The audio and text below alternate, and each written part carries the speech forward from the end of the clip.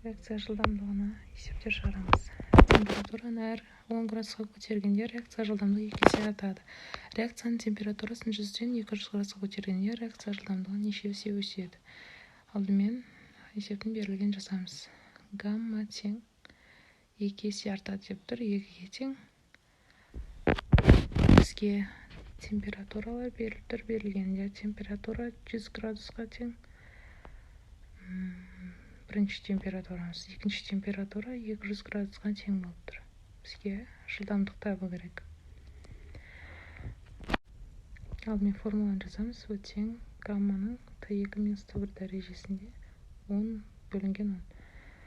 О тең 200 минус 100 бөлінген 10. В-ны табыламыз. 2-ның 10 дәрежесі болады. 100-ді 10-ға бөлгенде жауабы 1024 болады.